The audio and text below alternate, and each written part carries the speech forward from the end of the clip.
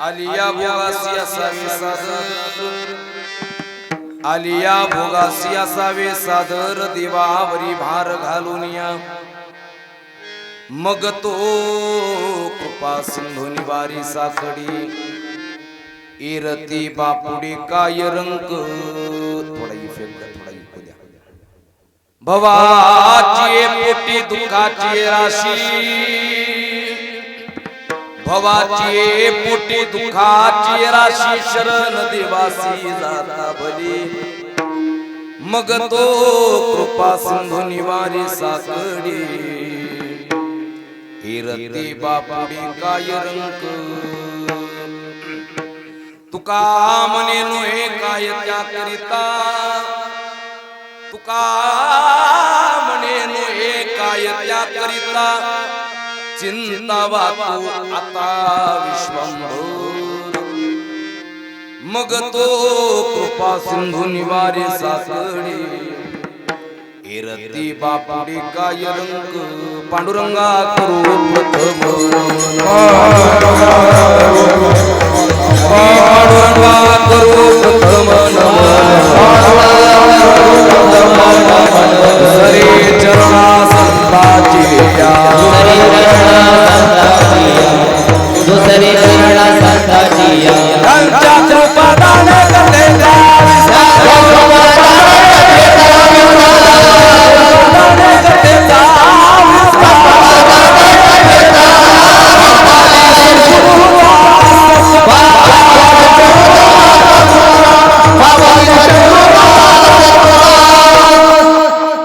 पांडुरंगा गुरु प्रथम नमोन दुसरे चरणा संतांच्या त्यांच्या कृपादाने कथेचा विस्तारू बाबाजी सद्गुरुदास तुका ज्यांचे केले स्मरण होय सकळ विद्यांचे अधिकरण तेची वंदो श्री चरण श्री गुरूंची ते नमस्कारोनी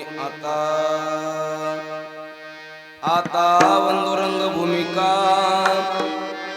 कीर्तनी उभे होते त्या लोका टाळ मृदंग श्रुती देखा तया माझे नमन दंडव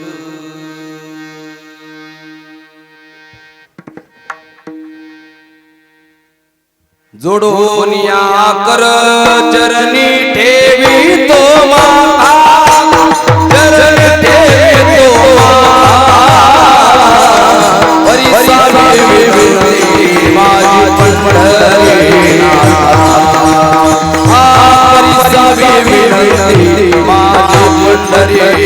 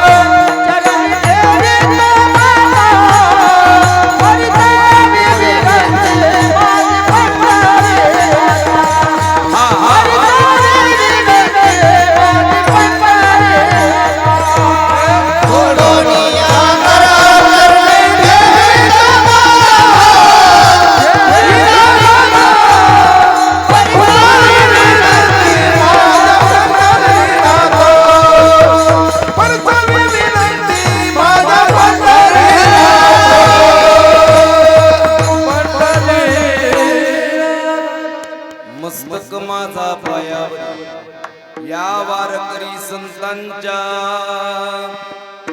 आलिया भोगासी असावे सादर देवावरी भार घालूनिया मग तो कृपा सिंधू निवारी साकडे इरती बापुडी काय रंग प्रस्तुत प्राप्त स्थळी भगवान श्री पांडुरंग परमात्म्याच्या असीम कृपा आशीर्वादाने विश्वमौली ज्ञानोपराय श्रीमंत श्री जगद्गुरु तुकोबराय आदी करून सर्व संत मंडळींच्या तथा ग्रामदैवत हनुमंतरायांच्या असीम कृपा आशीर्वादाने पुण्य पावन पुण्यक्षेत्र सुशिक्षित आणि परमार्थिकांची भूमी असणाऱ्या आपल्या माळेगाव अर्थात कल्याणी माळेगाव या नगरीमध्ये सालाबाद प्रमाणे याही वर्षी चालत असलेला भव्य आणि दिव्य अशा स्वरूपातील हा अखंड हरिनाम सप्ताह ग्रंथराज ज्ञानेश्वरी पारायण सोहळा आणि या अखंड हरिनाम सप्ताहातील आजच्या उपांत्य दिवसाची कीर्तन रूपी सेवा समस्त ग्रामस्थ मंडळींच्या वतीने समस्त भजनी मंडळाच्या वतीने अर्थात सप्ताह कमिटीच्या वतीने ही सेवा माझ्याकडे देण्यात आलेली आहे. ज्यांच्या आदेशातून किंवा ज्यांच्या प्रेमातून तुम्हा सर्व भाविक सज्जन श्रोतृ मायबापांच्या दर्शनाचा हा सुयोग या ठिकाणी प्राप्त होतो ते आपल्या सर्वांचे श्रद्धास्थान श्रीमंत श्री जगद्गुरु तुकोबारा यांचे 11वे वंशज श्री गुरु पुंडलिक महाराज देहूकर यांच्या आदेशातून आमच्या सत्यवान महाराजांच्या प्रेमातून तुम्हा सर्व भाविक सज्जन श्रोतृ मायबापांच्या दर्शनाचा आलेला हा सुयोग आहे. तेव्हा या प्रसंगी उपस्थित या परिसरातील गुणीजन दिग्गज गायनाचार्य मंडळी हरिभक्ती परायण महाराष्ट्रातच नव्हे तर कर्नाटक आंध्रा याही प्रदेशामध्ये त्यांचा आवाज गुंजतोय असे आमचे तुकाराम गुरुजी या ठिकाणी उपस्थित आहेत. त्यांच्या तोच कर्तृत्व असणारे आणि महाराष्ट्रातच नव्हे तर या सर्व परिसरामध्ये दिग्गज असणारे व्यक्तिमत्व आणि भविष्यातील ही सगळी परमार्थातील पिढी घडविण्याचं कार्य जे करत आहेत त्यांचे नेताजी गुरुजी या ठिकाणी उपस्थित आहेत. बाकीची सर्व स्थानिकची भजनी मंडळी गुरुजी उपस्थित आहेत. महाराज अभिषेक महाराज या ठिकाणी उपस्थित आहेत. महाराष्ट्रातील सुप्रसिद्ध असे मृदंगाचार्य कृष्णा महाराज हे या ठिकाणी उपस्थित आहेत. अगदी सर्वांच्या सहकार्याने आणि तुम्हा सर्व भाविक सज्जन श्रोतृ मायबापांच्या समवेत अगदी संकल्पित वेळामध्ये आपण अभंगाचं चिंतन पाहण्याचा प्रयत्न करूयात. त्याचंच नाव कीर्तन असेल. विढाला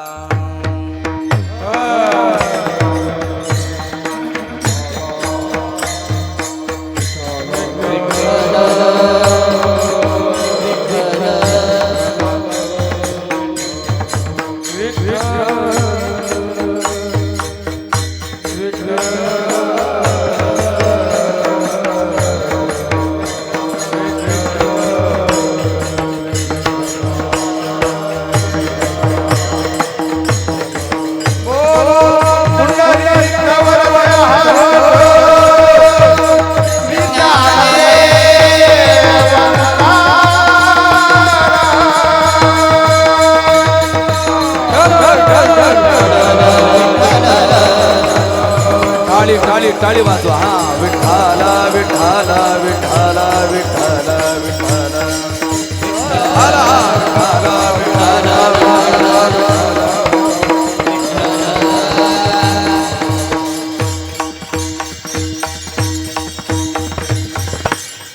चिंतन म्हणून आज सेवेकरिता निवडलेला अभंग देहोनिवासी वैराग्यमूर्ती संत श्रेष्ठ संत सम्राट जगत उद्धारक जगद्गुरु श्रीमंत श्री तुकोबाराय महाराज यांचा 4 चरणाचा बहुतेकांच्या परिचयातील पाठातील अतिशय उत्कृष्ट आणि महत्वपूर्ण असा हा अभंग आज कीर्तन सेवेकरिता निवडलेला असून श्रीमंत श्री जगद्गुरु तुकोबाराय आज सेवेला निवडलेल्या या अभंगामधून तुमच्या आमच्या कर्माबद्दलची विशेष चर्चा किंवा मीमांसा करतात. बुडाला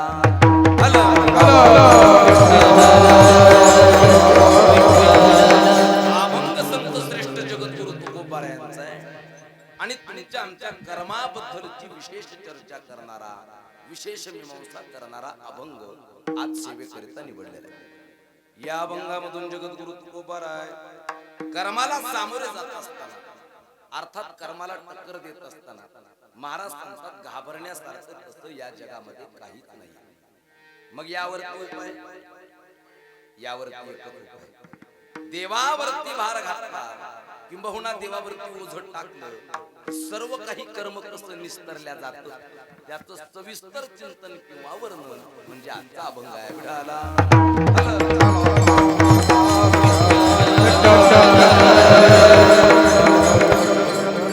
कर्म हे बलवान आहे.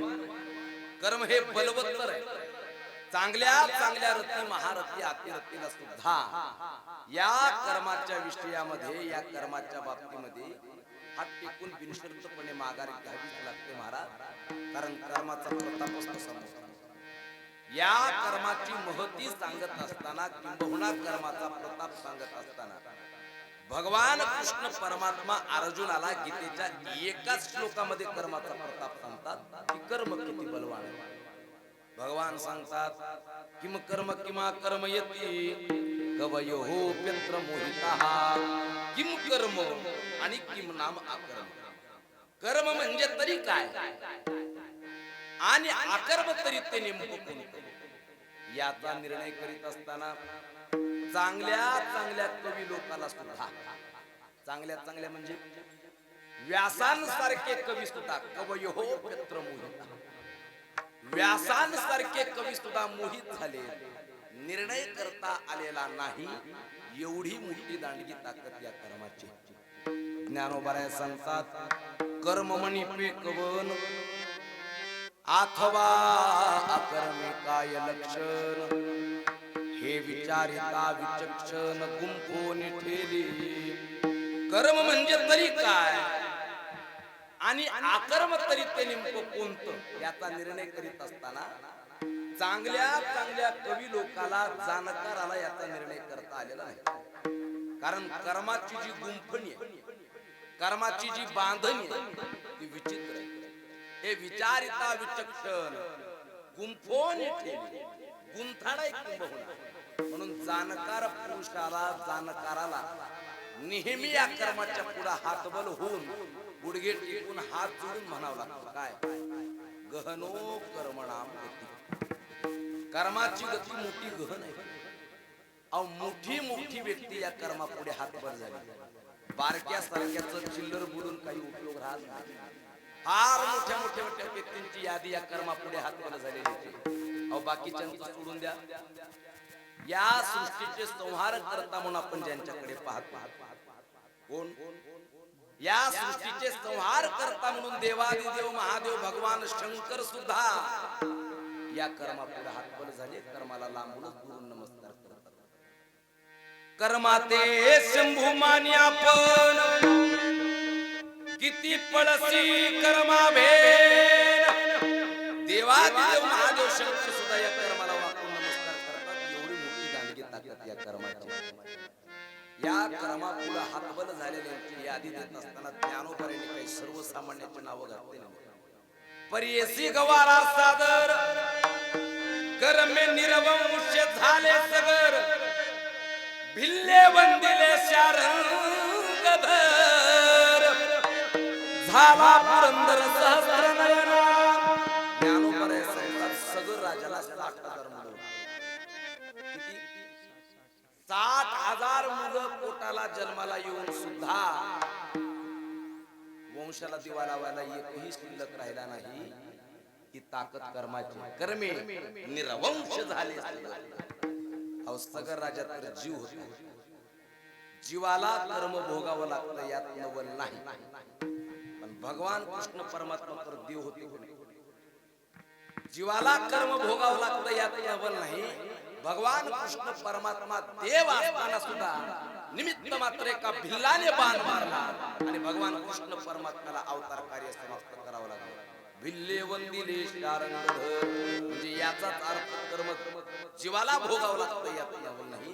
कर्म देवाला सुद्धा भोगावं लागतं. ज्ञानोबा अजून वर्णन करतात. कर्मे श्रीराम वनवासा गेला. कर्मे श्रीराम वनवासा कर्मे दशरथ वियोगी गेला. कर्मे दशरथ वियोगी गेला. कर्मे रावण क्षयो पावला. कर्मे रावण क्षयो पावला. वियोग घडला सीता देवी परियेसी गौहारा परियेसी गौहारा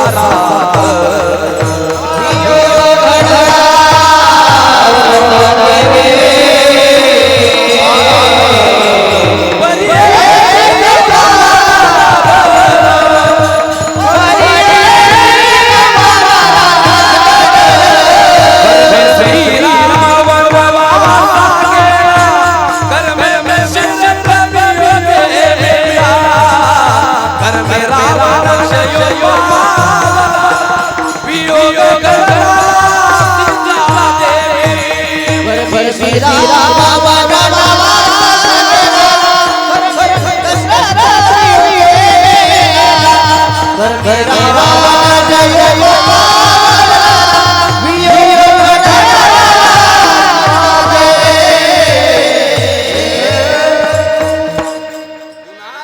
कर्म भोगावं लागतं. या कर्मापुढे कोण कोण हातबल झालं त्याची यादी ज्ञानोबाने या भंगात दिली. अहो बाकीच्या सोडून द्या, भगवान प्रभू रामचंद्राला सुद्धा कर्म भोगावं लागतं, नाहीतर कष्टाची कमतरता होती महाराज. उद्या रामराजा होणार याच्याकरता संपूर्ण अयोध्या नगरी नव्या नवरी सारखी नटलेली होती. गुडिया तोरणे उभा केलेली होती. ब्राह्मण वृंद मंत्र म्हणण्याकरता सुचलेले होते. ज्या वाटेवर प्रभू रामचंद्र सिंहासनाच्या दिशेकडे जाणार आहेत त्या वाटेवरती फुलाच्या पायघड्या घातलेल्या होत्या. अंगावरती भरदारी वस्त्र धारण करून सिंहासनावरती जाऊन अयोध्येचं राज्यपद त्यांना प्राप्त करून घ्यायचं होतं आणि फुलाच्या पायघड्यावरून प्रवास करणार, अंगावरती भरदारी वस्त्र धारण करून. क्षणार्धात कर्म पालटतं आणि त्याच प्रभू रामचंद्राला फुलाच्या पायघड्यावरून भरदारी वस्त्र धारण करून अंगावरती वल्कलांबर धारण करून आनवानी पायानं 14 वर्षाचा वनवास करावा लागतो. ही ताकद कुणाची? कर्माची. कर्मे श्रीराम वनवासा गेला. ही देवाची हालत आहे. आणि 4 पुत्र पोटाला जन्माला येऊन सुद्धा अंत काळाला पाणी पाजायला एकही शिल्लक राहिला नाही. ही देवाच्या बापाची हालत आहे. चौघे पुत्र राया दशरथा, अंतकाळी एकही नव्हता. 4 मुलं पोटाला जन्माला येऊन सुद्धा अंतकाळाला पाणी पाजायला एकही जवळ राहिला नाही. ही देवाच्या बापाची हालत. मग आमची तर बापा आई तीच निराधार योजनेमध्ये गेलेली. आणि पोटाला जन्माला आलेले काही मुलं सामान्य होते का महाराज? ब्रह्मांडाचा मालक, शेषाचा अवतार, स्वतः भरतासारखा शत्रुघ्नासारखा संत पोटाला जन्माला आलेले. एवढे मोठे मोठे दिग्गज रत्न पोटाला जन्माला येऊन सुद्धा कर्मानं सोडलं. कष्ट कर्मानं घाला घातलं. 14 चौकड्या लंकानाथा म्हटल्याला करता फिरता दोपार कली. या 4 युगाची म्हणून एक चौकडी असते. अशा 14 चौक 56 युगाचा आयुष्य होता राजा रावणाला. किती? 56 युगाचं आयुष्य असताना सुद्धा कर्मानं शेवटी घाला घातला. कर्मानं सोडलं. या जगामध्ये कर्म कुणालाच सोडत नाही. प्रत्येकाला कर्म भोगावं लागतं. देवाला भोगावं लागतं यात नवल नाही. जीवाला भोगावं लागतं यात नवल नाही. देवाच्या बापाला सुद्धा कर्म भोगावं लागतं. ही कर्माची ताकद आहे. आणि हे कर्म, या कर्मापासून कुणी एखादा जर वाचून जाण्याचा प्रयत्न करत असेल, कर्मानं जर धोका द्यायचा ठरविला तर बिनतक्रारी हात जोडून धोका पत्करायचा. कारण कर्माच्या धोक्यापासून या जगात कुणीच वाचू शकत नाही. तुकोबरेचं प्रमाण कर्म देती झोले प्रयत्न करिता काही नचले. प्रयत्न करिता काही नचले. प्रयत्न करिता काही नचले.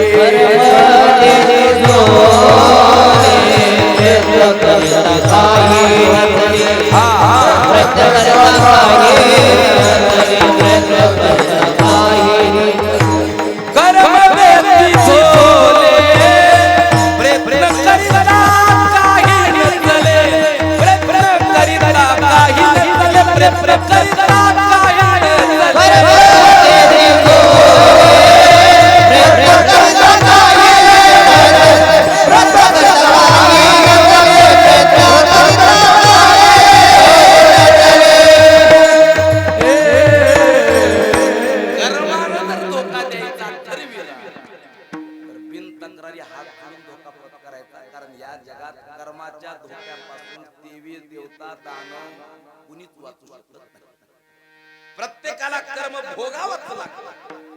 ही कर्माची विशेषता. आणि अजून पुढची कर्माची जर विशेषता सांगायची झाली नसतं, ऐकत आहे ना तुम्ही? अजून कर्माची विशेषता सांगायची झाली, हे कर्म जेव्हा वसुलीला येतात तेव्हा मात्र चक्रव्याड व्याज असतं. वसूल करून चक्रव्याड व्याज माहित आहे का तुम्हाला? आपल्याकडे चलतं का नाही? वक्ते बाबांनी घालून दिलेले अटी नियम आहेत आपल्या गावाला, परंपरा आहे बाबांची. बहुतेक इथं चलत नसेल. बरं काय भावानं बोल ओ माळेगाव 4 न सरास 3 न चलत असेल, काही गरजूवंताला 5 न चलत असेल. इथलं सांगत नाही बरं का आमच्याकडे. काही काही ठिकाणी 8 चलत असेल, 10 न चलत. एखादा कर्जबाजारी व्यक्ती आणि त्याने जर एखाद्या दयावान सावकाराला विनंती केली, सावकार दयावान असावा लागतो बरं. आणि त्या दयावान सावकाराला जर त्याने विनंती केली, सावकार केले मुलीचं लग्न यावं, थोडी तारांबळ झाली हो माझ्या आयुष्यामध्ये, दिले तुम्हाला मुद्दल आता, थोडी व्याजाला सवलत द्या. अशी जर का एखाद्यानं दया दाखवून सावकाराला विनंती केली आणि तो सावकार जर दयावान असेल तर कदाचित तो व्याजाला सवलत देऊ शकतो. कोण? व्यवहारातला सावकार. कर्म असला खतरनाक सावकार आहे. या जगातील कुणाचीच ती परिस्थिती बघत नाही, कुणाचीच दैव आहे. कुणीही वसुली करून घेत असताना महाराज चक्रव्याढ व्याज वसूल करून घेत. राजपुत्र होते अगोदर भीष्माचार्य राजपुत्र. उन्हाळ्याच्या दिवसामध्ये सहज रस्त्याने चालत असताना जेवढे काही भीष्माचार्यांचे जन्म झाले, प्रत्येक जन्म राजपुत्राचे म्हणून झाले बरं. उन्हाळ्याच्या दिवसामध्ये सहज रस्त्याने चालत असताना वरून प्रखरतेचं ऊन लागत होतं, खालून जमीन पोळत होती आणि वाटेत एक सरडा होरपळत पडलेला दिसला त्याला. खालून जमीन पोळत होती, वरून ऊन लागत होतं आणि वाळू मध्ये सरडा लाही पडल्यासारखा तडपडत होता. या सरड्याला पाहून यांच्या अंतःकरणामध्ये दया निर्माण झाली. दया हे साधूचं लक्षण जरूर आहे, पण दया कधी कधी साधूचा घात करीत असते. कल्पना करा, रात्री अपरात्री आपल्याला दररोजच फिरावं लागतं. कुणीतरी आडरानामध्ये हात केलं, महाराज गाडीत घ्या. घ्यावं का नाही घ्यावं? घ्यावं का नाही घ्यावं? नाही घ्यावं तर दया साधूचं लक्षण. आणि गाडीत घ्यावून त्याने जर मानेला चाकू लावला तर दया कधी कधी साधूचा घात करते का? वरून प्रखरतेचं ऊन लागत होतं, खालून जमीन पोळत होती, लाही तडपडल्यासारखा सरडा तडपडत होता आणि या सरड्याला पाहून यांच्या अंतःकरणामध्ये दया निर्माण झाली. अरे रे म्हटलं, याला फार त्रास होतोय, आपण उचलावं आणि गवतावर टाकावं. भावना चांगल्या का वाईट? म्हणजे कमी पोळ. गवतावर टाकावं म्हणजे कमी पोळ. भावना चांगल्या का वाईट? भावना चांगल्या होत्या. टाकाय गेले गवतावर, टाकावं म्हणून नाही बरं का. चकलीनं टाकाय गेले गवतावर आणि चकलीनं पडलं ते निवडुंगाच्या झाडावर. काटेरी झाडावरती पडलं, काटेरी. आणि किती वेळ जगलं माहिती? 42 मिनिट जगलं. किती? या 42 मिनिटाचं चक्रव्याढ व्याजात रूपांतर होऊन 42 दिवस शरपंजरी पडून राहावं लागलं. ही ताकद कर्माची. केले कर्म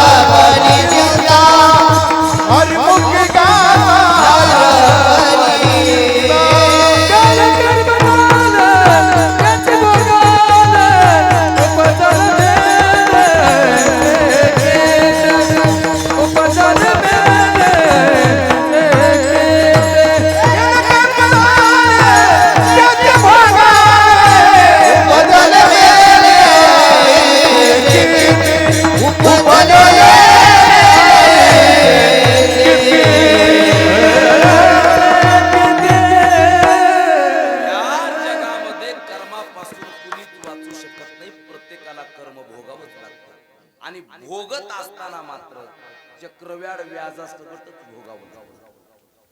करावं म्हणून अपराध केला होता का भीष्माचार्याने? चकलीनं टाकाय गेले गवतावर, चकलीनं पडलं निवडुंगाच्या झाडावर. 42 मिनिट जगलं तर त्या 42 मिनिटाचं चक्रव्याड व्याजात रूपांतर होऊन 42 दिवस पंजरी पडून राहावं लागलं. मग चकलीनं केलेल्या कर्माची तरी एवढी मोठी शिक्षा भोगावी लागते. ऐकत आहे ना तुम्ही? तर जाणून बुजून जर आम्ही शेजाऱ्याचे बांध पुरत असतो, जाणून बुजून जर सोयरिक्या मोडत असतो, जाणून बुजून जर एखाद्याच्या संसाराचं वाटोळ करत असतो, पुण्या भावानं फेडावं लागतं म्हणाला. चकलीनं केलेलं कर्म जर या बदल्यात तितक्या चक्रव्याड व्याजात फेडावं लागते. जाणून बुजून केलेलं तर कर्म 6 घंटे स्थितीनं महिने लागतोय. किती तास? 6 तास. या 6 तासाचं चक्रव्याड व्याजात रूपांतर होऊन 6 महिने दुष्टाच्या बंदीखान्यात राहावं लागलं. कर्म वसुलीला येत असतं तेव्हा चक्रव्याड व्याजाचं घटक वसूल करून घेत. आपल्या वारकरी संप्रदायामध्ये जी संत पंचायत सांगितली जाते त्या संत पंचायतीमध्ये एक मुस्लिम समाजाचे संत होऊन गेले. वारकरी संप्रदायात कुणी एका जातीचा, कुणी एका धर्माचा, कुणी एका पंथाचा संप्रदाय नाही. सर्वांना एकत्रित घालून चालणारा, एका छताखाली घेऊन चालणारा संप्रदाय जगाच्या पाठीवर कोणता असेल तर तो फक्त आणि फक्त वारकरी संप्रदाय.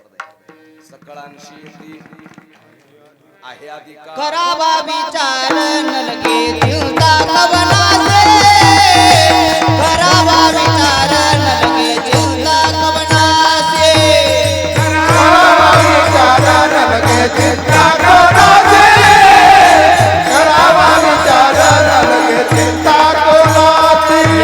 यारे लहान थोर याची फल जाणारी नर, करावा विचार न लगे चिंता कवनासे.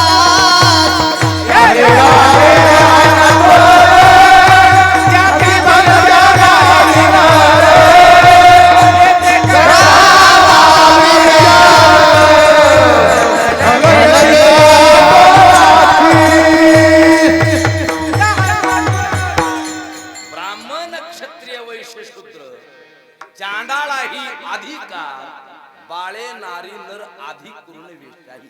कुण्याही धर्माचा, कुण्याही पंथाचा, कुण्याही वर्माचा असला तरी वारकरी संप्रदायामध्ये तितकं त्याला आदराचं स्थान दिलं गेलं. आपल्या वारकरी संप्रदायामध्ये जी संत पंचायत सांगितली जाते त्याच्यामध्ये एक मुस्लिम समाजाचे संत होऊन गेले. जातीने हा व्यवसाय त्यांचा खाटकाचा होता, पण कर्म इतकं बलवत्तर होतं, मागच्या जन्मातलं पुण्य इतकं चांगलं होतं महाराज. जातीने हा व्यवसाय खाटकाचा असून सुद्धा सारखं परमात्म्याचं नामस्मरण त्यांच्या मुखामध्ये राहते. हरिशरण हरिशरण हरिशरण श्री हरिशरण राम शरण राम शरण राम शरण सीताराम शरण हरी शरण. सारखं परमात्म्याचं नामस्मरण मुखामध्ये राहावं आणि याचीच पोच पावते म्हणून जगाच्या मायबापानं त्यांना मौज शिकू लागण्याचं काम करावं. सारखं परमात्म्याचं नामस्मरण मुखात म्हणून विश्वाच्या मालकानं सुद्धा त्यांना मौज शिकू लागण्यामध्ये मदत करावी, सहकार्य करावं, काम करावं म्हणून तुकोबऱ्यासारख्या महात्म्याने सुद्धा त्यांचं गाथ्यामध्ये वर्णन केलं. सजन कसया विकू लाग मौस, सजन कसया विकू लाग मौस, माया सावत्यास हुरहुर लागे, ओ माया सावत्यास हुरहुर लागे. सजन कसा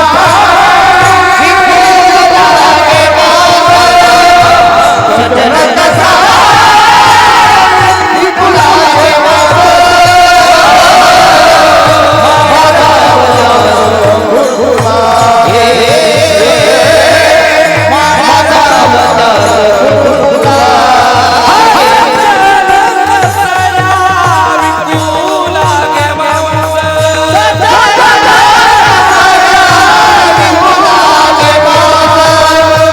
सजन कसया विकुला गे मांस सजन कसया विकुला गे मांस माळ्या रावत्यास गुरगुरु लागे माळ्या रावत्यास गुरगुरु लागे सज्जन विपुला गे कसा विपुला गे माळ्याचा वजा लागे माळ्याचा वजा लागे कधी कधी गुगली टाकून बघावं लागतं फिल्टर कशी ती बघण्याकरता कॅच आउट मला बोललं केलं बरं का महाराज सज्जन कसया विकुला गे मांस माळ्या सावत्यास गुरगुरु लागे जाती निहाय व्यवसाय खाटकाचा असून सुद्धा सारख परमात्म्याचं नामस्मरण मुखामध्ये राहत होतं म्हणून जगाच्या मालकाने त्यांना मांस विकू लागण्याचं काम करावं पूर्वजन्माचं संचित जर बघितलं ना महाराज पूर्वजन्माचं संचित बघितलं तर पूर्वजन्मी सज्जन कसं एक साधू होते साधू हिमालयामध्ये तपश्चर्या झालेले तेज पुंज चेहरा आहे तेज पुंज चेहरा तपश्चर्याचं तेज चेहऱ्यावरती दिसतंय एके दिवशी मंदिरामध्ये दर्शनाला गेले आणि दर्शन करून बाहेर पडते वेळी त्याने एक दृश्य पाहिलं दृश्य असं होतं बघा ऐका एक गाय पुढे धावत होती खाटकाच्या दावणीतून गाय सुटलेली होती गाय पुढे धावत होती खाटीक तिच्या मागावून हातामध्ये नंगी तलवार घेऊन धावत होता गाय आपले प्राण वाचवण्याकरता पुढे धावत होती धावता धावता गाय मंदिराच्या समोरून पुढे गेली मागावून येणाऱ्या खाटकाने या साधूला प्रश्न केला महाराज गाय पाहिली का गाय पाहिली का आता खाटकाला साधूला लक्षात यायला पाहिजे आवाज स्वर 2-4 वाजते त्या हार्मोनियम दादा हार्मोनियम 2-4 स्वर वाजते काय तर बिघडलंय ते तेव्हा त्याचे स्वर वाजते बंद करा राहू द्या मला हार्मोनियमची आवश्यकता नाही बंद डिस्टर्ब होत होती मध्ये ते काय होते की बघा ते 2-4 स्वर वाजते मंदिरातून बाहेर येते वेळी त्याने दृश्य पाहिलं दृश्य असं होतं गाय पुढे धावत होती ऐका इकडे लक्ष द्या मागावून येणाऱ्या काटकाने विचारलं महाराज गाय कुणीकडे गेली पाहिले का तुम्ही आता इथं साधून खरं बोलणं अपेक्षित होतं का खोटं बोलणं अपेक्षित होतं वास्तविक पाहता गायीचे जर प्राण वाचत असतील तर साधून इथं खोटं बोलणं सुद्धा धर्म ठरलं असतं की नाही वास्तविक पाहता खोटं बोलणे हा अधर्म आहे काही वेळेला केलेला अधर्म सुद्धा धर्म ठरत असतो मला सांगा बापाचा त्याग करणे धर्म आहे का अधर्म आहे गुरुजी अधर्म आहे आईचा त्याग करणे धर्म आहे का अधर्म आहे अधर्म आहे भावाचा त्याग करणे धर्म आहे का अधर्म आहे अधर्म आहे मी एकच प्रमाण देतो धर्म ठरला का अधर्म ठरला सांगा प्रल्हादे पिता विभीषणे बंधू राजमाता भरत केले धर्म ठरला का अधर्म ठरला देवाची प्राप्ती करून घेण्याकरता केलेला अधर्म सुद्धा धर्म ठरत असतो देव जोडे तरी करावा अधर्म वास्तविक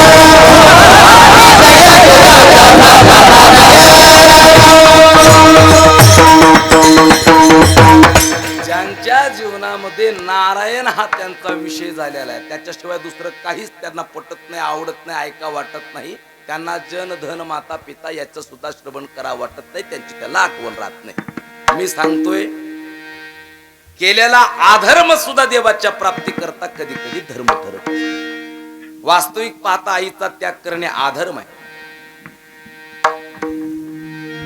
पण कुण धर्म केला? भरताने आईचा त्याग केला, कैकेयीचा धर्म ठरला. बापाचा त्याग करणे अधर्म आहे. भक्त प्रल्हादाने आपल्या पित्याचा हिरण्यकश्यपचा त्याग केला, धर्म ठरला. भावाचा त्याग करणे अधर्म आहे. विभीषणाने आपल्या भावाच्या रावणाचा त्याग करला, धर्म ठरला का? धर्म ठरला, धर्म ठरला. मी सांगत होतो, देवाची प्राप्ती करून घेण्याकरता केलेला अधर्म सुद्धा धर्म ठरतो. वास्तविक पाहता खोटं बोलणं जरी अधर्म असला तरी गायीचे जर प्राण वाचत असतील यांच्या खोटं बोलण्यानं, तरी तो धर्म ठरला असता. मागावून येणाऱ्या खाटकाने विचारलं, गाय कुणीकडे गेली महाराज?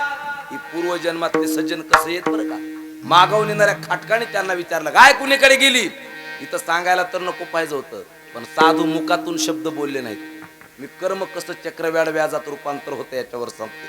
साधू मुखातून शब्द बोलले नाहीत, फक्त हाताचा इशारा करून एक बोट दाखवलं, या या या दिशेला गाय गेली.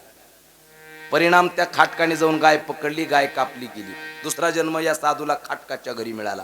पण पूर्वजन्माचं संचित बलवत्तर असल्यामुळे सारखं परमात्म्याचं नामस्मरण राहायचं आणि त्याचीच पूज पावती म्हणून जगाच्या मायबापांना त्यांना एका किलोच्या दगडामध्ये, शालिग्रामाचा जो दगड असतो की नाही, तो किलोचा दगड तराजू मध्ये होता. मांस विकू लागण्याचं, मांस चोकू लागण्याचं काम त्या दगडाने करावं, म्हणजे प्रत्यक्ष परमात्म्यानेच करावं.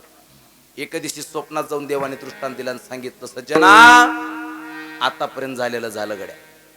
एखाद्या जीवाला त्रास करून त्याचे प्राण घेऊन त्यापासून आपला उदरनिर्वाह भागवणे हे महापाप आहे. हे पाप तू करू नको. आतापर्यंत झालेलं झालं. मी स्वतः शालिग्रामाच्या दगडाने तुला मांस विकू लागण्याचं काम करतोय. व्यवसाय बंद कर, कारण पुण्याची आणि पापाची व्याख्या करत असताना पुण्य ते परोपकार आणि पाप ते परपीडा.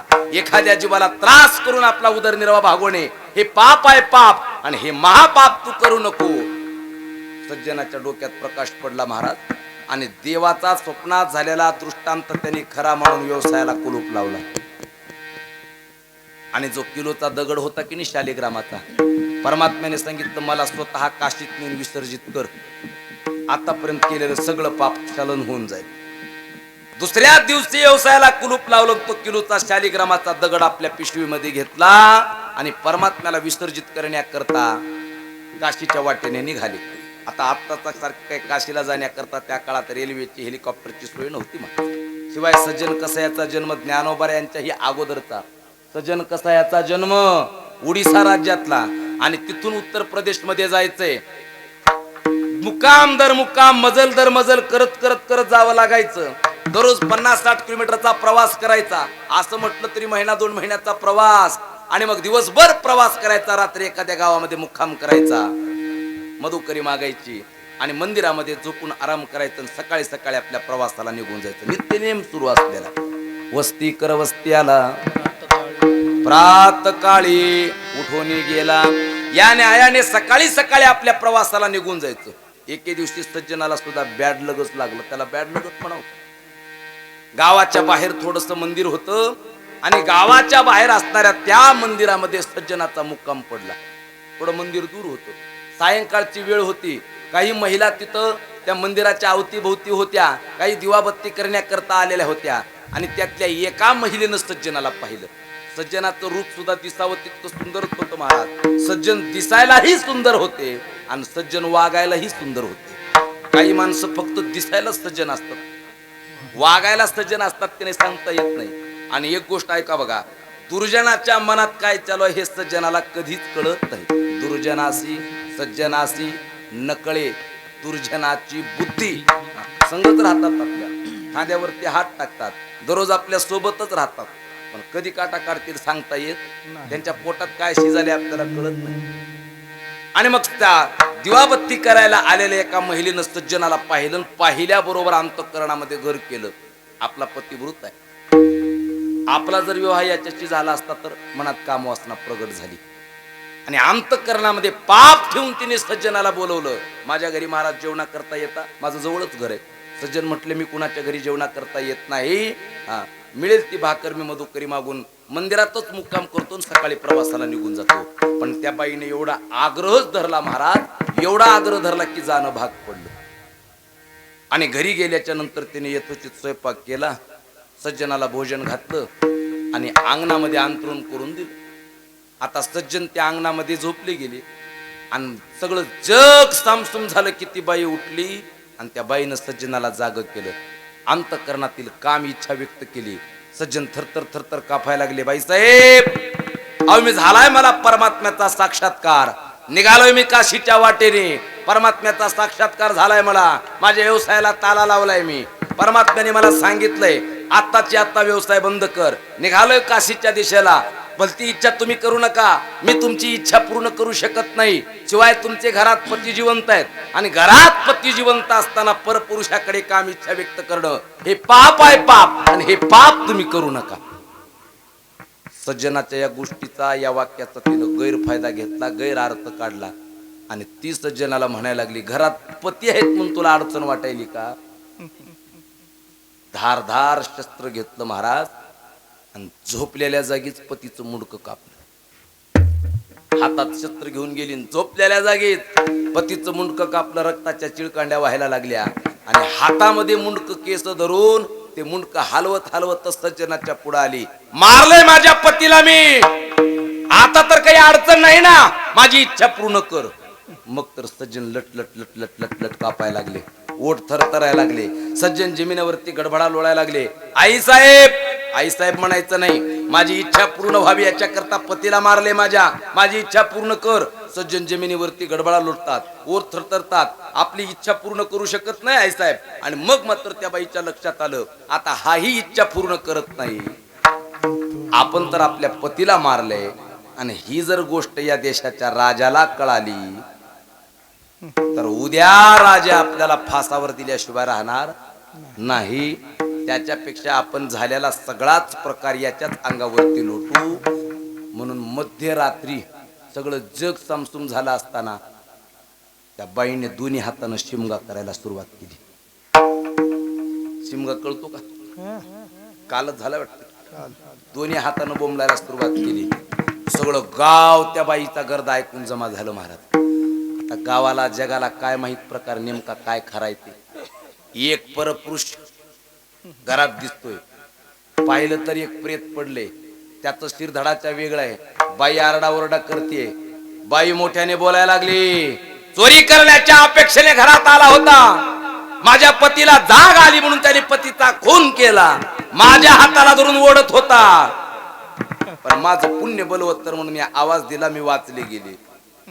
आता गावातल्या लोकांना खरा खोटा काय प्रकार माहित. गावातल्या काही तरुण पोराने अशा काट्या काढल्या महाराज आणि सज्जनाला पाठ काळी निळी होईपर्यंत मारायला सुरुवात केली. एवढं मारलं, पहाट पाठ झाली.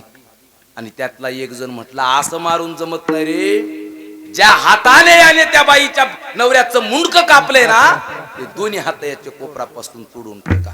मी कर्म कसं चक्रव्याड व्याजात रूपांतर होते सांगतोय. सज्जनाला दोन्ही कोण दोन तरुणांनी धरले गेले आणि कोपरापासून दोन्ही हात सज्जनाची कापली गेली. रक्ताच्या चिळकांड्या व्हायला लागल्या. गळ्यामध्ये पिशवी अडकावली. विटंबना केली. सज्जनाला गावाच्या बाहेर लुटून दिलं. रात्रभर झालेला गोंधळ. सकाळी सकाळी परमात्म्याचा धावा करतात सज्जन. देवा, असं काय चुकलं होतं रे माझं? काय अपराध माझा होता जेणेकरून एवढी मोठी शिक्षा मला दिलीस गड्या? तू काय चुकलं? काय होतं माझं? जगाचा मायबाप प्रगट होतात. आणि सज्जना, हे या जन्मातलं नाही गड्या, हे मागच्या जन्मातलं आहे. मागच्या जन्मात तू साधू होता. साधू मंदिरामध्ये दर्शन करून बाहेर पडताना एक तू दृश्य पाहिलं होतं. एक गाय पुढे धावत होती, एक खाटीक पाठी मागून येत होता. मागावून येणाऱ्या खाटकाने तुला प्रश्न केला होता, गाय कुणीकडे गेली महाराज? वास्तविक पाहता तू मुखाने शब्द बोलला नाहीस. तू सांगायला नको पाहिजे होतं, मुखाने शब्द बोलला नाहीस रे तू. पण एक बोट करून दाखवलं, तू गाय या दिशेने गेली. परिणाम त्या खाटकाने गाय पकडली होती, गायीला कापलं होतं. तोच खाटीक, तीच गाय या जन्मामध्ये तुझ्या या दृष्टांतात येत असते बघ. आणि तू मागच्या जन्मातली गाय म्हणजे ती बाई आहे. मागच्या जन्मातला खाटीक म्हणजे तिचा नवरा आहे. मागच्या जन्मात खाटकाने गाय कापली होती. या जन्मामध्ये बाईने नवरा नाही, गायीने खाटीक कापली. सज्जन म्हणायला लागले, माझं कर्म मला लक्षात आलं गड्या. मी एक बोट दाखविला होता, त्या एका बोटाचं चक्रव्याड व्याजात रूपांतर होऊन तुझे दोन्ही हात मला तोडावी लागली. माझं घडलं म्हटले, मी कबूल करतो माझं कर्म. पण त्यांचं काय चूक होती? म्हटलं मागच्या जन्मातील तो बघ तो माणूस म्हणजे खाटीक होता, मागच्या जन्मातील ती बाई म्हणजे त्याची बायको म्हणजे गाय होती, मागच्या जन्मामध्ये खाटकाने गाय कापली होती, या जन्मामध्ये गायीने खाटीक नाही, बाईने नवरा नाही, गायीनेच खाटीक कापला. कर्म कसं चक्रव्याड व्याजात रूपांतर होतं हे सांगतोय तुम्हाला. कुणीही असू द्या, कर्म वसुलीला आलं की चक्रव्याड व्याजा सकटच ते वसूल करून घेत असतं. अजून कर्माची विशेषता सांगू. अजून कर्माची विशेषता सांगत असताना पुढे जसं जसं घडणार आहे तशी आत्ता बुद्धी सुचत असते. तुकोबाराय सांगतात, होणाऱ्या सारखी बुद्धी कर्म रे सारे होणाऱ्या सारखी बुद्धी कर्म रे सारे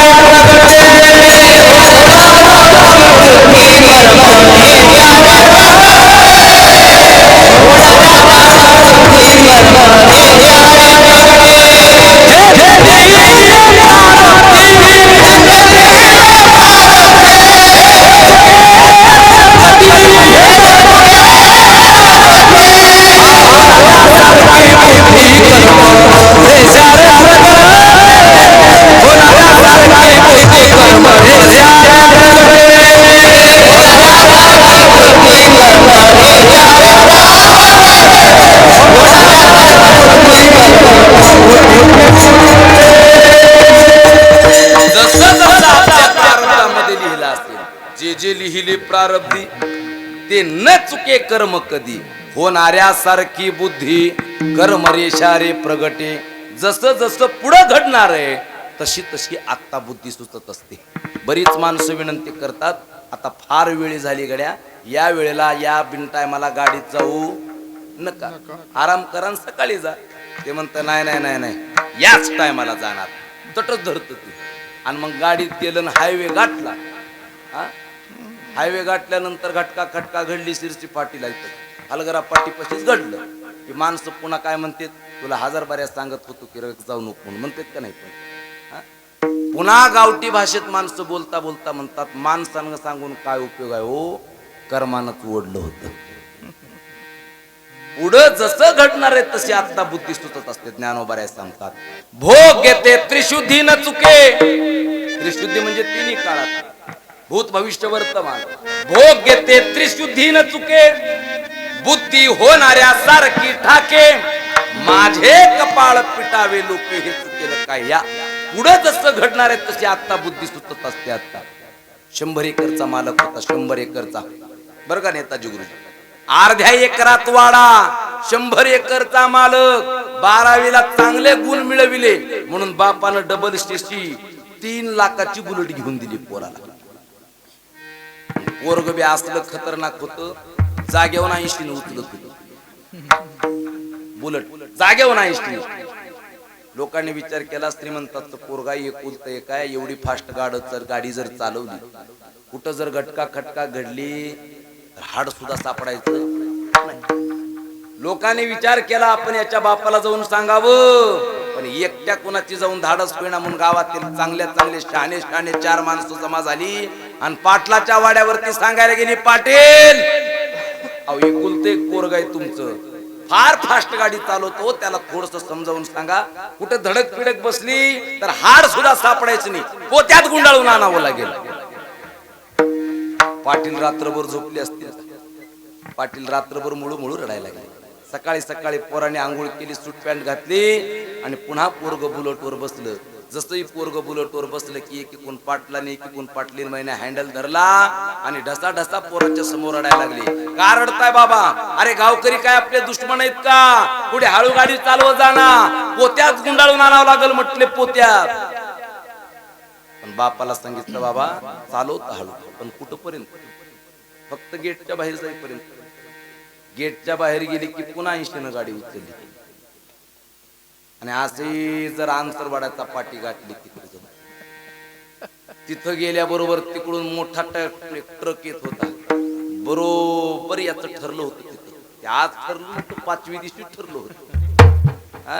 बरोबर ट्रकची ह्याची भेट तिथं ठरली होती. मग बापानं सांगू द्या, आईनं सांगू द्या, गावकऱ्यांनी सांगू द्या, होणाऱ्या सारखी बुद्धी कर्म रेषा रे प्रगटे. जसं जसं पुढं घडणार आहे तशी आत्ता बुद्धी सुचत असते कोणती कर्माची. या कर्माचे 3 प्रकार शास्त्रकारांनी सांगितले. संचित, क्रियमाण, प्रारब्ध. आपण जे नित्य कर्म करतो त्याला क्रियमाण नावाचं कर्म म्हणा. त्यातून जे पाप पुण्य निर्माण होतं एकत्रित साठतं जमतं त्याला संचित नावाचं कर्म म्हणावं. आणि तिथं साठलेल्या पाप पुण्यापैकी आमच्या नशिबात जे भोगायला येतं त्याला मात्र प्रारब्ध नावाचं कर्म म्हणावं. यातल्या क्रियमाण नावाच्या कर्माला, प्रारब्ध संचित नावाच्या कर्माला एखाद्या वेळेस सूट दिली. अजून सोपं करून सांगतो बघा. आपण घरी माता माऊली स्वयंपाक करतात. स्वयंपाक करत असताना पीठ मळलं जातं. मळलेल्या पिठाची पोळी लाटली जाते. लाटलेली पोळी तव्यावर टाकली जाते. तव्यावर टाकलेली पोळी उलटा पालट करावी लागते तर ती पोळी भाजते. या सगळ्या गोष्टीला क्रियमान म्हणा. क्रियमान तिथं भाजलेली पोळी एका टोपलीत किंवा एका दुरडीमध्ये साठते. तिथं एकापेक्षा अनेक पोळ्यांचा साठा तयार होतो त्याला संचित म्हणावं. आणि तिथं साठलेल्या पोळीपैकी त्यातली एक नशिबानं आमच्या ताटात खायला मिळते त्याला मात्र प्रारब्ध म्हणावं. विठाला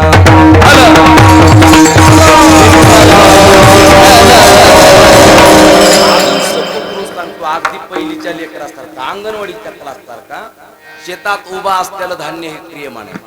त्या धान्याचे रास करतो आपण, मळणे करतो आणि कणगीमध्ये धान्य साठवतो. जुन्या काळामध्ये धान्य साठवायची जागा म्हणजे कणगी. त्या कणिंग मध्ये धान्य साठवतो. कणिंगच म्हणतात इकडं, त्याला संचित म्हणावं. आणि तिथं साठलेल्या धान्यापैकी त्यातला एक डबा गिरणीवरती दळायला जातो त्याला मात्र प्रारब्ध म्हणावं. विठाला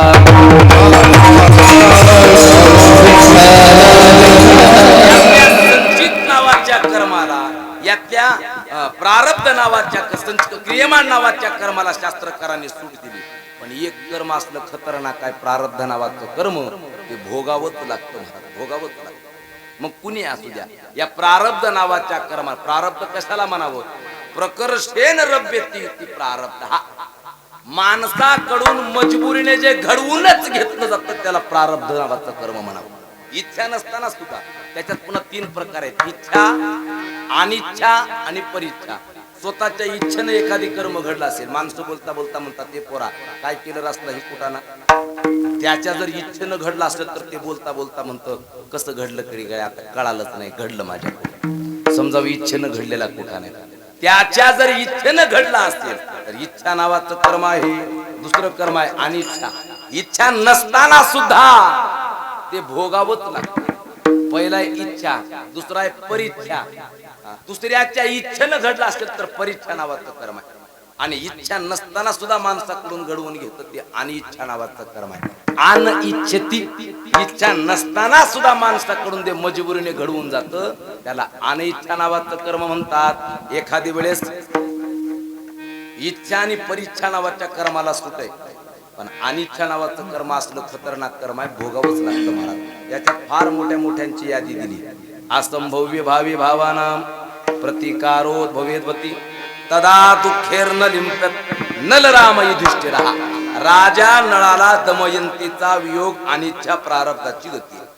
प्रभू रामचंद्राला 14 वर्षाचा वनवास अनिच्छा प्रारब्धाची गती आहे. आणि मूर्तिमंत धर्माचं स्वरूप असणाऱ्या राजा धर्माला 12 वर्षाचा वनवास आणि 1 वर्षाचा अज्ञातवास अनिच्छा प्रारब्धाची गती आहे. एवढ्या मोठ्या मोठ्या व्यक्तीला कर्म भोगावं लागतं. तुम्ही आम्ही अपील करून चालतंय का? बघ, कर्म हे भोगावंच लागतं. या कर्मापासून वाचून पळून जाऊन चुकत चालत. कोणी एखादा जर म्हणत असेल आता आम्हाला गावात कोणीच बरं बघत नाही, आता गाव सोडून आम्ही लातूरला जाऊन राहतो. तुम्ही लातूरला जा किंवा पाकिस्तानला जा, कर्म तुमच्या सोबतच येतं. जेथे जावे तेथे कपाळ सरीशी. कुठेही जा, एखाद्या वेळेस कपाळ घरी ठेवून जाता येतं का? ते काही पार्ट वगैरे एक आपल्या शरीराचा काढला आणि घरी ठेवून जाईल म्हणायला. एखादी वेळेस कपाळ आपल्या कुठेही जा सोबत येतं. एखादी वेळेस कपाळ सुद्धा चितेत जळत असेल, पण कर्म चितेत जळत नाही. भार्या गृहद्वारे जनस्मशाने देहचितानां परलोक मार्गे कर्माने गोगच्छति जीव एका. बायको दारापर्यंत येते, जनस्मशानापर्यंत येतो. येणारा गौरी ठेवतो, येणारा जाळण्याकरता गौरी ठेवतो, जळाव मात्र एकट्यालाच. आणि सोबत येत ते आपण केलेलं फक्त दिव्य कर्म. म्हणून दिव्य कर्मच करत जा, बाकी सोबत काहीच येणार नाही. सगळं जागेवर सोडून जायचे. म्हणून एका कवीने फार गोड लिहिले बघा. ओ जागचे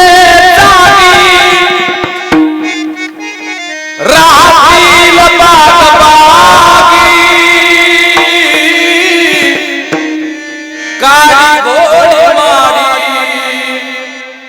स्मशानी जळशील उघडा रे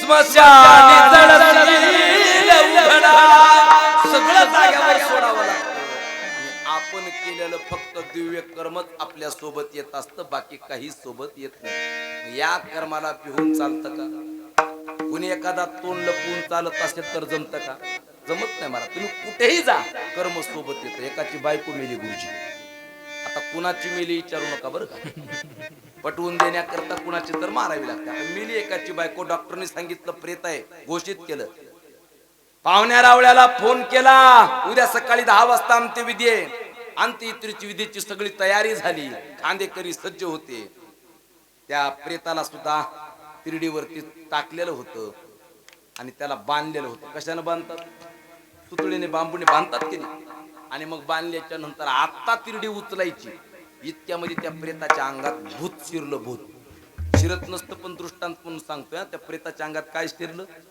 भूत शिरलं तटातट दावे तोडून ते प्रेत उठून बसलं महाराज आता प्रेत उठून बसल्याच्या नंतर पाहुणे मातीला आलेले थांबतील का पाहुणे गेले महाराज गावाकडे निघून खांदेकरी म्हणायला लागले जिवंत बायको जातो का जेलमध्ये घालतो का आम्हाला खांदेकरी निघून गेले पण नवरा म्हणणाऱ्याला जाता येतं का नवरा म्हणणाऱ्यांना हात धरला आणि परत संसारात घेतलं दोघांचा संसार पुन्हा सुरू झाला वाटलं कोमात गेली असेल जिवंत झाली असेल बायकोच आहे म्हणून संसार सुरू झाला पण होतं काय प्रेत होतं भूत होतं भूत 6 महिने संसार चालला 6 महिन्याच्या नंतर एके दिवशी पाहुणे आले पाहुणे बैठकीत आले आणि पाहुण्याने जसंही बैठकीत आली की नवऱ्याने आवाज दिला अगं ऐकलं का पाहुणे आलेत पाहुणे जरा चहा पाण्याचं बघा आता त्याची बायको घरामध्ये सगळीच हात तिची गुंतलेली होती काटवटीत दोन्ही हात पीठ तिमण्यावर एक हात तिचा भाकर थापण्याकरता एक हात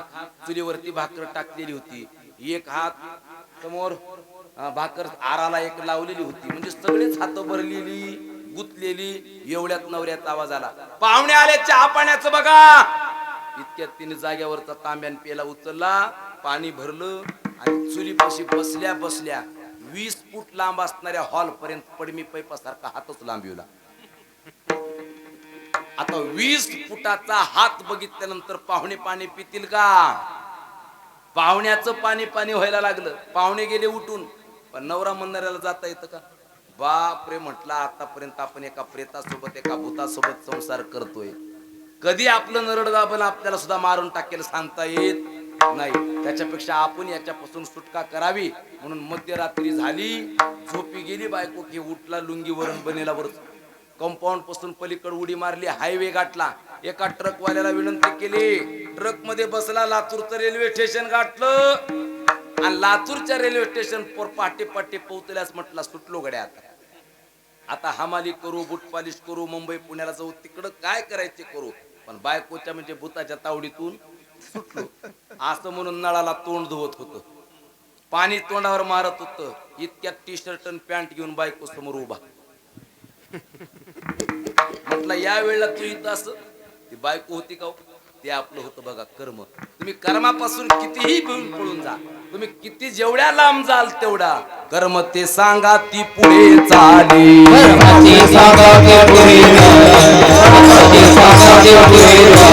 कर्माच्या भयाने गेलो रात्री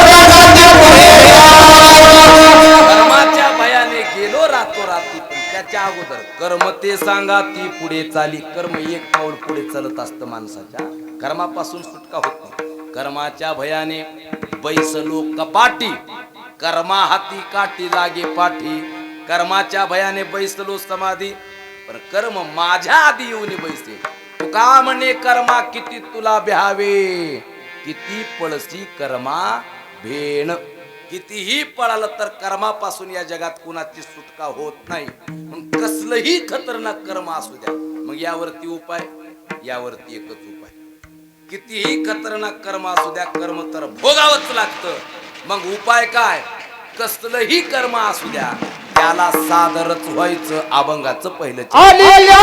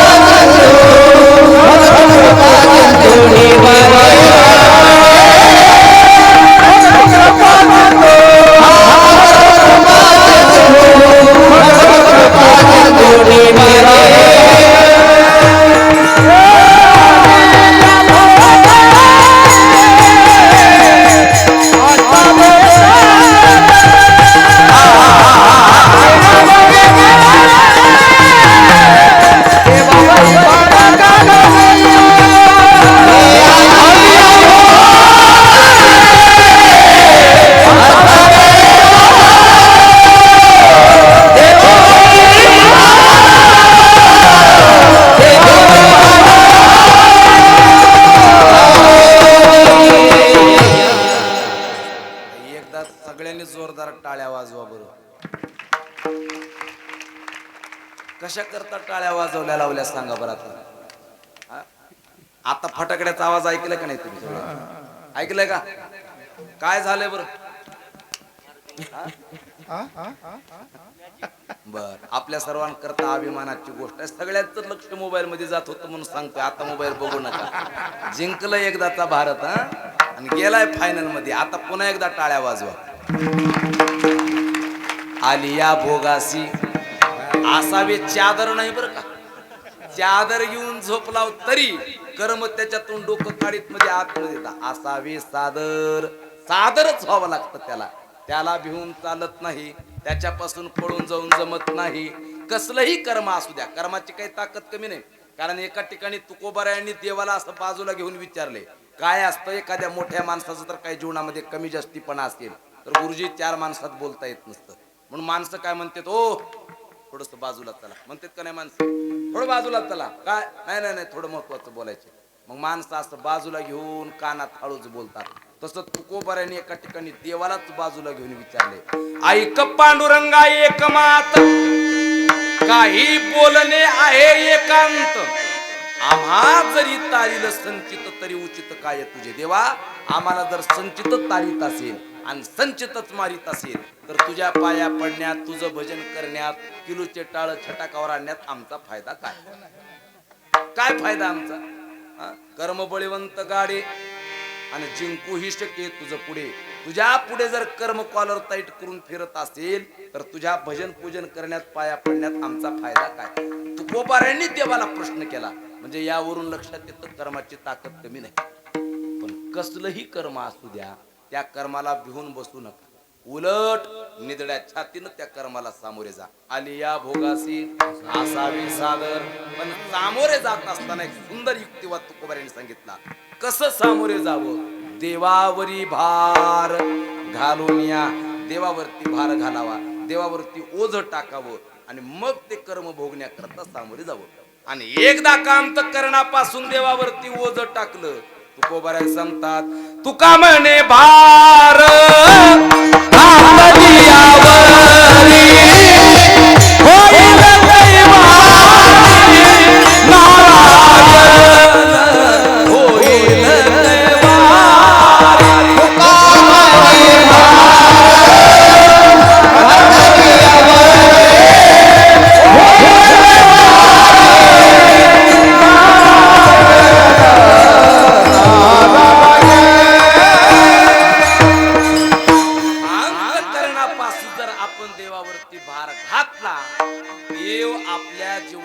कैवार घेतल्याशिवाय राहत नाही. आणि देवानं काही एकदा कैवार घेतला देव राखे तया मारील कोण. आणि नमोडे काटा हिंडतावन. देवाचं जर रक्षण असेल तर तुमच्या केसाला सुद्धा धक्का लागत नाही. मग कितीही तुमचे शत्रू असू द्या. गगन में जितने तारे है उतने शत्रु होय. लेकिन कृपा करे रघुराई तो बाल विभाका न होय. आकाशात जेवढे तारे तेवढे शत्रू जीवनामध्ये असू द्या. आणि एक गोष्ट लक्षात घ्या. जीवनात जर शत्रूच नसतील तुमच्या आमच्या तर जीवन जगण्यात आनंदच नाही बरं का.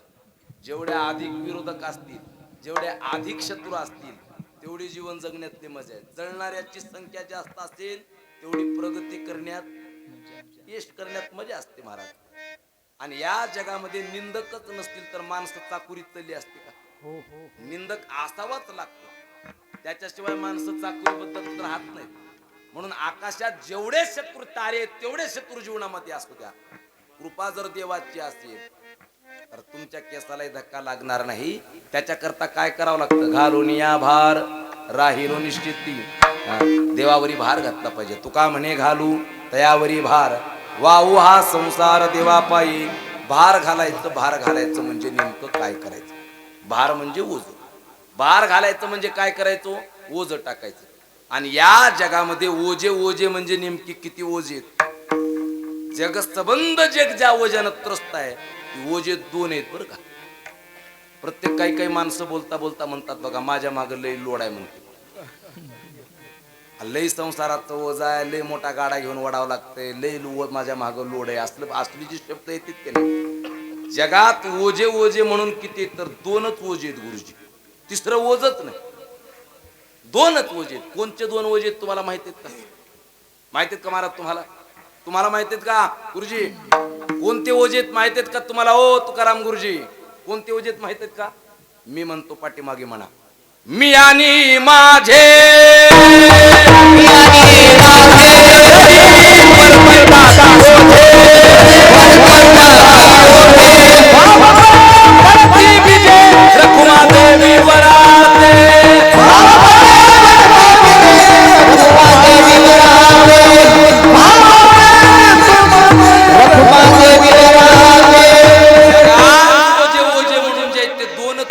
पहिल्या ओझ्याचं नाव आहे मी आणि दुसऱ्या ओझ्याचं नाव आहे माझे. खरं सांगा ही दोन्ही ओझे आपले आहेत. दोन्ही ओझे आपले नाही. ही नसलेलेच ओझे आपण आपल्या अंगावरती घेतलेत. नाथीली ती माझे तुझे कोण ओझे वागवी नाही त्याची घेता श्री आणि होईल दुरी निज पंथ. हे दोन्ही ओझे आपले नाहीत. मी नावाचं ओझ तर आपल्या का. मी म्हणजे अहंता आणि माझे म्हणजे ममता. ममत्व नावाचं ओझ आपलं नाही आणि अहंता नावाचं ओझ आपलं नाही. शरीर नावाचं ओझ आपले नाही आणि देहा संबंधाने असणारे ही आपले नाहीत. मी म्हणजे कोण. आपण माझा हात माझा पाय माझं डोकं म्हणतो. ज्या अर्थी आपल्या शरीरातल्या एका पार्टाला माझं म्हणतो त्या अर्थी ते आपल्यापासून कोणीतरी वेगळे. म्हणजे मी कोण आहे. आहे मी कोण याचा करावा विचार. अहम ब्रह्मास्मी अयमात्मा ब्रह्म प्रज्ञानाम ब्रह्म तत्वमसी. अहम ब्रह्मास्मी हे ब्रह्मावर टाकलेलं ओझ आहे. ऐकालात का तुम्ही? मी नावाचं ओझही आपलं नाही, माझ्या नावाचं ओझही आपलं नाही. हे नसलेलेच ओझे आपण घेतले. आपली वेळ संपली, 10 मिनिटात उरकतोय मी. 2 जण रेल्वेनं प्रवास करत होते. सचखंड एक्सप्रेस दिल्लीला जात होती. 28 तासात दिल्ली टच. नांदेडहून बसलं की दिल्लीला 28 तासामध्ये. 2 जणांनी एसटीचं तिकीट काढलं आणि एसटीच्या डब्यामध्ये बसलं. तिसरा माणूसच नाही कृष्णा महाराज डब्यात, दोघच. आता एसटीचं तिकीट काढलं, रेल्वेत चढले. तिसरा माणूस नसल्यानंतर, पूर्ण डबे रिकामे असल्यानंतर झोपून व्यवस्थित आराम करून जायचं की नाही? एक जण ह्या दरवाजाला बसलं आणि एक जण त्या दरवाजाला बसलं. आता एसटीचं तिकीट काढल्यास दरवाजाला बसण्यात काही मजा आहे का? दरवाजाला कुणं बसावं? कुणं अंगा असतं म्हणजे अनुभव आहे तुम्हाला. दरवाजाला कोण जे तिकीट काढत नाही त्यानं दरवाजाला बसावं. एसीचं तिकीट असताना दरवाजाला बसण्यात मजा आहे का? काढलं एसीचं तिकीट, एक जण ह्या दरवाजाला एक जण त्या दरवाजाला बसलं. पुढचं स्टेशन आलं. 3 मिनिटासाठी रेल्वे थांबत होती आणि 3 मिनिटासाठी रेल्वे थांबली आणि एक मोठी कमर इतकी सुटकेस नेताजी गुरुजी. एवढी मोठी सुटकेस घेऊन एक व्यक्ती आला. मार्च एंड सुरू होता आणि रेल्वेमध्ये त्याच डब्यात आणून ठेवलं. माणूस खाली उतरला ती परत आलाच नाही आणि रेल्वे तर सुरू झाली. दोघांनी बी एकदाच विचार केला, माणूस गेले ती परत आला नाही. शिवाय मार्च एंड सुरू आहे. पाशाच्या भरून ठेवले असते तर इन्कम टॅक्सची रेड पडेल म्हणून दोघांनी बी एकदाच धाव त्या सुटकेसवर घेतली. नसलेलं ओझ माझं म्हणल्यामुळं काय होतं याच्यावर सांगतो. दोघांनी बी एकदाच धाव सुटकेसकडे घेतली. एक जण म्हणायला लागलं माझी आहे म्हणून ओढायला लागलं, दुसरी म्हणायला लागलं माझी आहे म्हणून ओढायला लागलं. दोघांची झटापटी लागली, भांडण लागलं.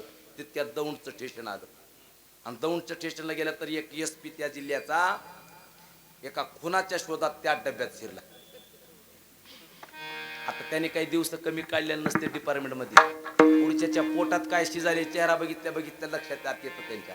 आणि SP ने हे दृश्य पाहिलं. एक जण इकडं ओढत होतं सुटकेस, एक जण तिकडं ओढत होतं. बरं दोघांची बी होती का? ही नसलेलंच माझं म्हणून घेतलं होतं की नाही? SP ने विचारलं कुणाची आहे सुटकेस? एक म्हणतोय माझी आहे, दुसरी म्हणते माझी आहे. चावी कुठे याची? एक जण म्हणते हरवली आणि एक जण म्हणतं घरी राहिली.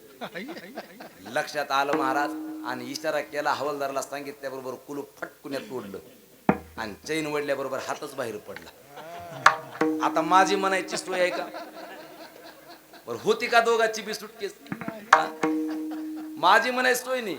असा नाश्ता सुरू झाला भज्याचा नाही. जाग्यावर खाली बसा येत नव्हतं महाराज. बरं ही कशामुळं घडलं? नसल्यालं ओझ माझं म्हणल्यामुळं घडलं. मग ही जी संसारात ओझे ओझे ओझे म्हणून माणसं म्हणतात ते आपले इतका ओझे.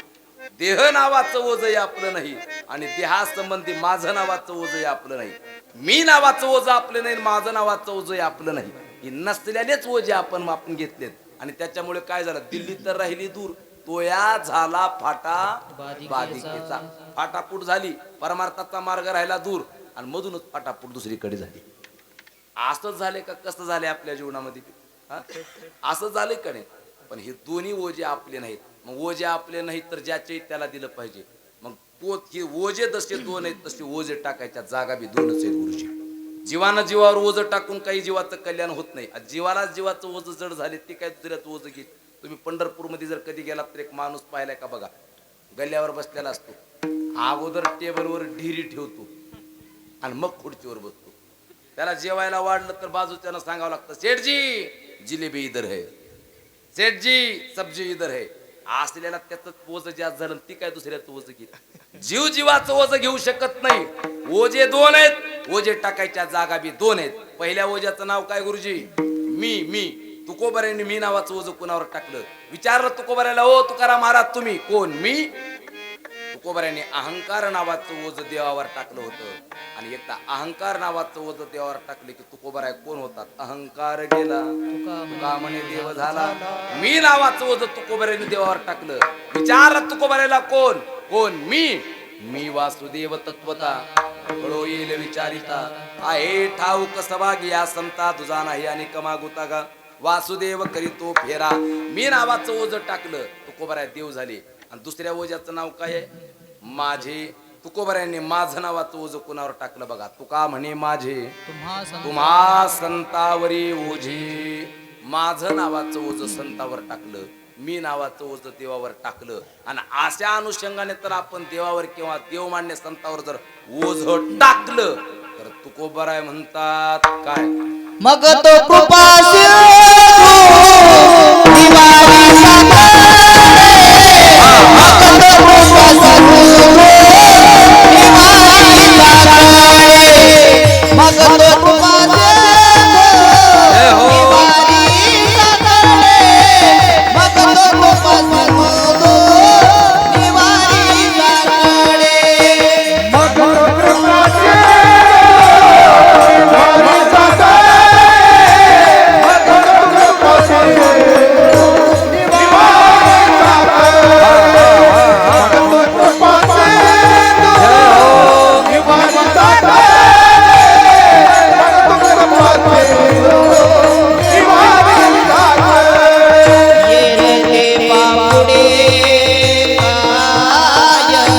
रंग, ये रे बापुडे काय रंग, ये रे बापुडे काय रंग, मग तो कृपा सिंधू निवारी सागरे, मग तो कृपा सिंधू निवारी सागरे, मग तो कृपा सिंधू निवारी सागरे, मग तो कृपा सिंधू निवारी सागरे. ये रे बापुडे ये रे बापुडे मग तो कृपा सिंधू निवारी सागरे, मग तो कृपा सिंधू निवारी सागरे, मग तो कृपा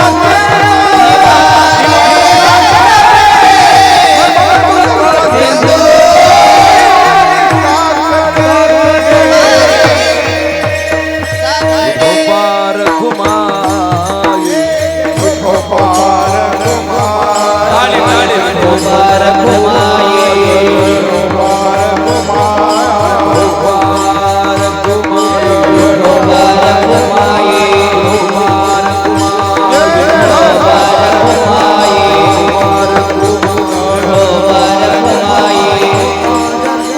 गोपार घुमाए, ताली ताली ताली ताली हा गोपार घुमाए, गोपार घुमाए, गोपार घुमाए. कुंडलिका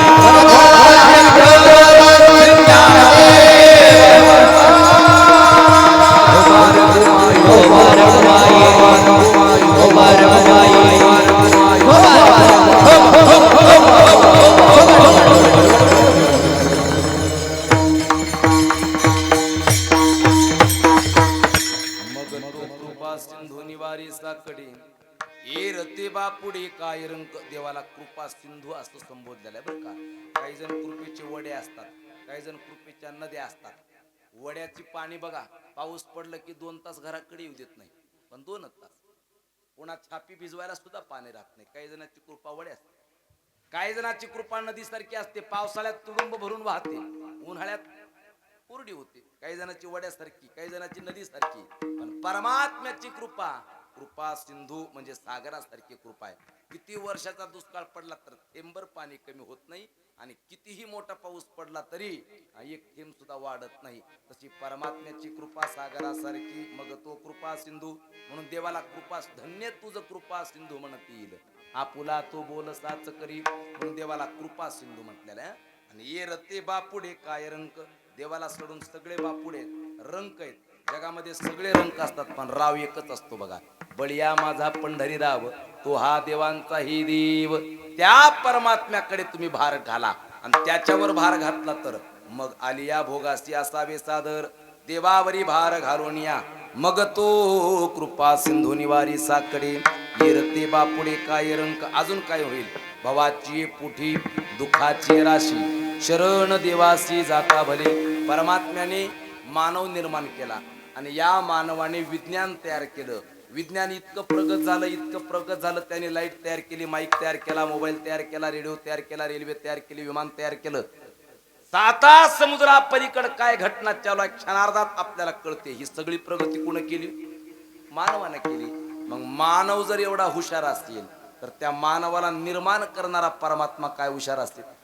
काय करणार नाही तो का म्हणे नोही काय त्या करिता. पण त्याला प्राप्त करून घ्यायचं असेल तर चिंतावा तो आता विश्वांभर. मग तो कृपा सिंधू निवारी साकडे येरती बापुडी काय रंक ज्ञानेश्वर माऊली ज्ञानराज माऊली ज्ञानेश्वर